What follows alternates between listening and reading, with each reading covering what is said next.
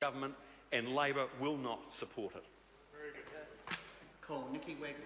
Thank you, Mr. Speaker. It's very interesting to listen to the member, Phil Twyford, and think that there's absolutely no correlation between what he says and what's happening in the real world out there. No knowledge at all of what's happening globally or in the economy.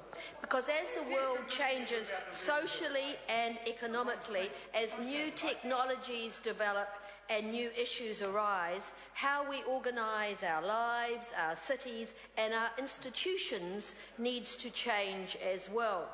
And this government is introducing these local government reforms as part of our focus on developing a more competitive and more productive economy, because that's what's going to give us a better future in the long term.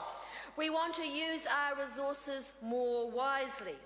We want to get more for less out of our institutions and our organisations. We want to manage our finances better. We want to reduce waste and get better value for money in everything we do. Local democracy? Although the Local Government 2002 Act was supposed to improve local government management, and we were assured, if you can remember back to 2002, we were assured that it would not add any significant costs, but it did.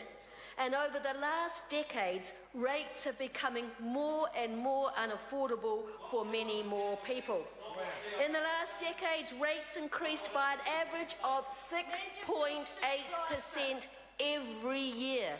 That's double the rate of inflation. Operational costs have ballooned out. Local government salary costs are significantly higher than central government or private enterprise costs. And local debt has quadrupled from $2 billion to $8 billion. And whatever you say, more debt is bad, it increases uncertainty and increases liability.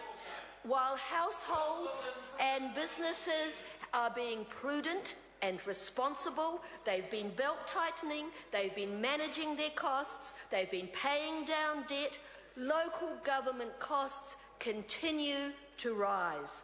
And in the face of a global financial pressure and monetary uncertainty, ratepayers are becoming increasingly anxious and concerned about paying their rates and ongoing rate increases. Ordinary households and businesses have absolutely no control over rates. They have no choice but to pay those rates, and they want to see councils tighten their belts too, as they've done themselves. Now, while working on this bill, local government ministers have met with Local Government New Zealand, they've met with mayors right across the country, regional council chairs, regional CEOs, and numerous ratepayer groups to understand the issues and to formulate these amendments. And this bill is the first phase of local government reform, but it really focuses on four main initiatives.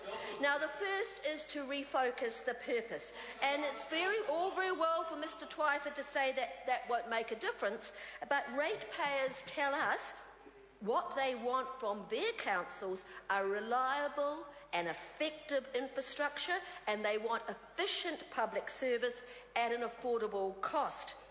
So that's what they want. So we're going to reword the purpose to cover that. We're going to say to meet the current and future needs for communities, so current and future, thinking into the future, for good quality, not rubbish, good quality local infrastructure, public services and the performance of regulatory functions in a way that is most cost-effective for households and businesses. And we believe that this will focus councils on the roles and the duties that are of most value to ratepayers, but it will still allow for individual differences for those communities.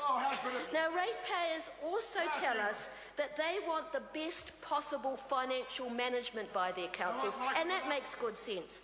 So we want to introduce consistent financial prudence requirements across local governments, and that means introducing regulations that will allow for financially prudent parameters and benchmarks. Now, under present legislation, the famous 2002 Act by Labor, councils already have to exercise prudent financial management, and they have to exercise prudent stewardship of their resources.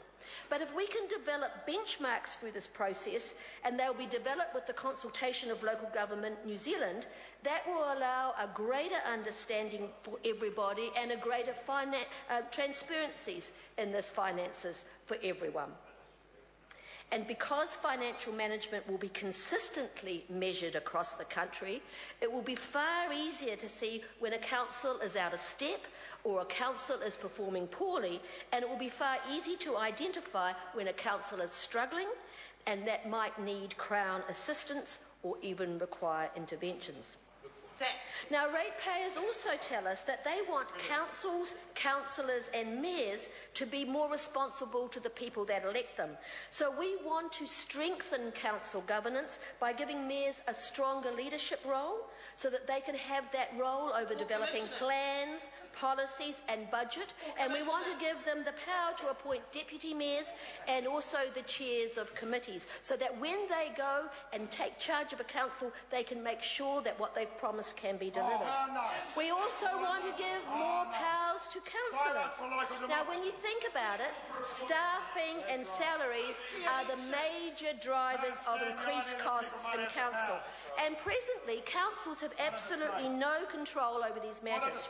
We want to make sure that councils are able to set employee numbers and salary scales. And we want them to report on that salary information in their annual reports, because we believe that these measures will make councils more conscious of the cost and more accountable to the public. Now, the ratepayers also tell us that they're open to change in the structures of local government if it gives them better efficiency. So we want communities and councils to have more flexibility in developing reorganisational proposals. Now, the current process that's being used, it's lengthy, it's complex, it's expensive, and it's actually really successful, very rarely.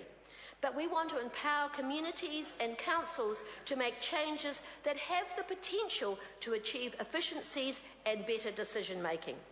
So the new legislation will make it easier for the community-led local government reorganisation to succeed, and it will also give greater flexibility to the Local Government Commission to develop reorganisational proposals.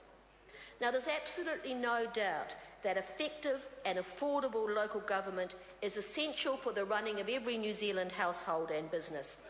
And I think that this amendment bill is designed to provide a better understanding of council's roles. It should give us stronger and more effective governance, improved efficiency and more prudent financial management. So I commend this bill to the House. To that member, Mr Speaker, I wonder why the government just doesn't fold all of local government up and get Paula Rebstock to run it. Because that's basically the